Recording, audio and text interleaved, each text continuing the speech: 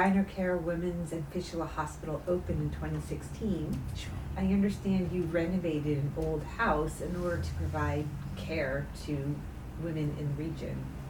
And you even renovated the kitchen and made it an operating theater. And I'm wondering what compelled you to take such lengths to provide fistula care?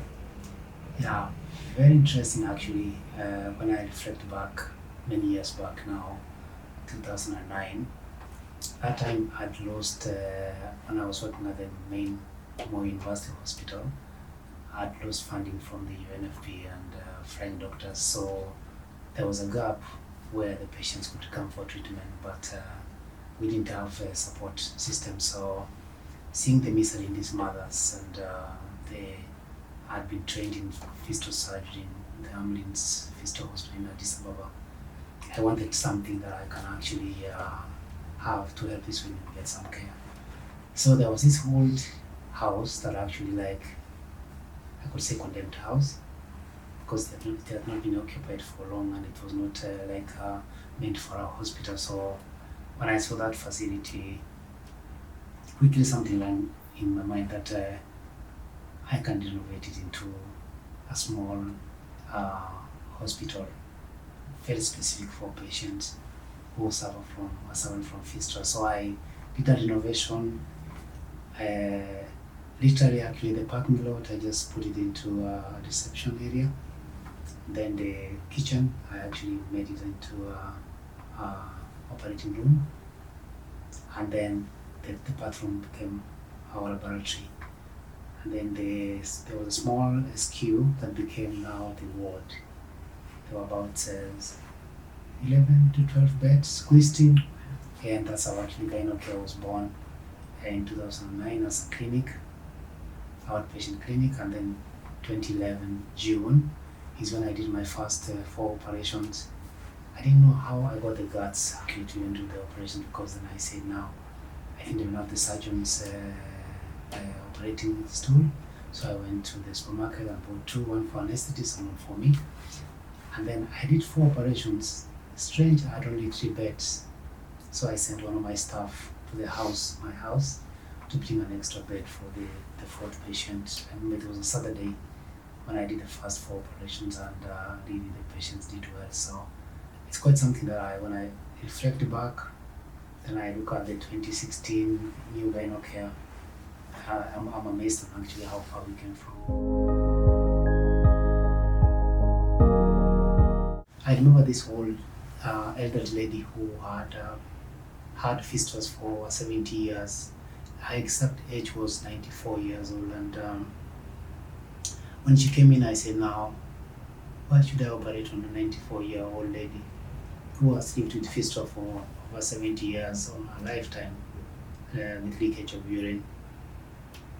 But when she talked to me, she kind of told me that if ever you actually treat me for this condition, it just kept me away from my family, from my social life, going to church, and also joining my other ladies for community work. I prayed to you that I will stop smoking, I will stop drinking, then I will even pray for you so that you stay more than the years I've lived in this world. She was 94 years old. So that case touched me, because I was convinced that despite the age, I will go to the theater or operating room to see. And honestly speaking, it took me just 30 minutes to fix this condition that had lasted a lifetime for this lady, who went home extremely happy that at long last she will die when she was dry.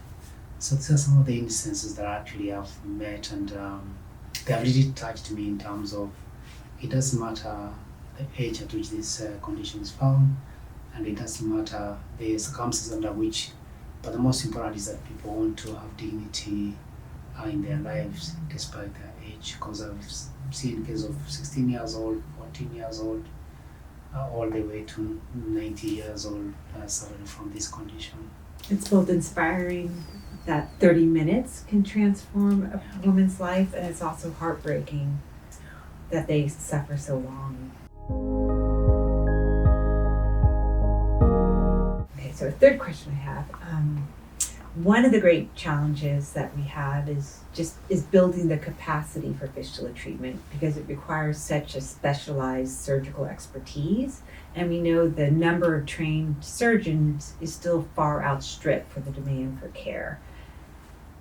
GynoCare was the first training center in Kenya that was accredited by the International Federation of Gynecology and Obstetrics, and I know you've trained more than 200 surgeons. Would you share some thoughts on what are skills and habits that make for an effective fistula surgeon, and also what do you tell healthcare providers, whether surgeons or nurses, to inspire or incentivize them to go into this field? Yeah, actually getting into the fistula surgery world is quite challenging. One of the reasons is that there is stigma among medical professionals in terms of venturing into fistula surgery. One of the most reasons is that there is a stigma that or a perception that fistula surgery is very complicated. Yes, it's true, but with good training, you actually become a good fistula surgeon. Then there is the incentives around costs and these patients we deal with are the most poor and vulnerable groups in our society. They are not likely to pay for the cost of these operations. So that one gives a less attraction to the fistula doctors to actually fully engage in fistula surgery. But normally when I have these colleagues who I'm trained for many years, more than 200, and maybe 10% or less have actually accepted to become long-term fistula surgeons. What I usually tell them that in life, you can take a small percentage of your time, like 10% of your time, and give back to society without expecting back. The rewards of that comes in a different way. Either you get, sometimes I use the word blessings, you get blessings for what you do when you give up, like service to community without looking back at the gains in terms of financial. And then I usually talk to them about the results of fistula surgery, the way you change the life of someone, transform someone's life from misery to somebody who is actually happy or a useful member of society after the operation has been performed. All this kind of information is what I see that some of the trainees, either be it nursing or doctors, take up and remain in the fistula world. And I always feel that 10 to 15 to 20% of the trainees I have had contact with actually remain in the field because of the encouragement that you give them. That it's not always that the monetary value that matters most, but the life you change to these women once you do them fistula surgery.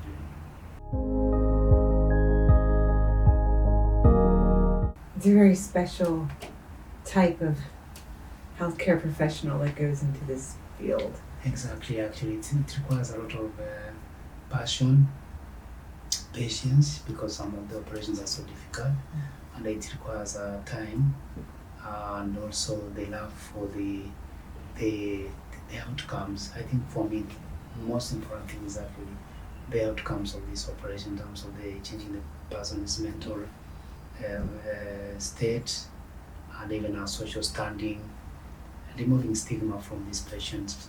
For me, it's actually the most important thing that once you do this operation is what you see in these patients, and it comes alive immediately. This patient gets dry after the operation has been performed. Within days of the operation, you don't even wait for months actually to see the results. The results are right there when the patient wakes up in the morning and sees dry after the operation has been performed. Before you mention what's motivated you has been the impact that this care has on women. Could you explain a bit more about the impact that you see as a result of surgery for fistula and peritoneal tears? Yeah, actually, one of the motivators that has made me continue doing fistula surgery is the results I see from these patients.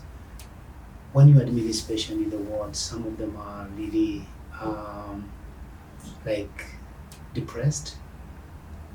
Actually, some of them are on psychiatric treatment, and some of them have like they lost their dignity or hope in terms of life. So the moment you make the proper diagnosis, either electrovaginal or viscovaginal fistulas, and then you fix them, you see an immediate results in these patients. Like within a short time, these patients are able to like maybe even smile and even actually feel like human again. And then some of these ladies or have actually gone back to the society and become very useful members of society. Initially, they were like separated or ostracized from society, but after the treatment and the counseling, there is a lot of counseling using the social workers and hospital staff. They're able to really feel human again, and they're able to you see an impact, an immediate impact, and become useful members of society because now they can involve themselves in the community activities, and also some of them go back to work, and eventually after you find that you have you see an impact when you have done a fist op, and that's what has made me continue doing fist operation over the years. Well, thank you, Dr. Mabea. This is just been an honor to have you visiting us in the headquarters, and it's an honor for us to support the work that you're doing in Kenya and across sub-Saharan Africa, training the next generation of surgeons. Thank you very much. Thank you. Thank you very much.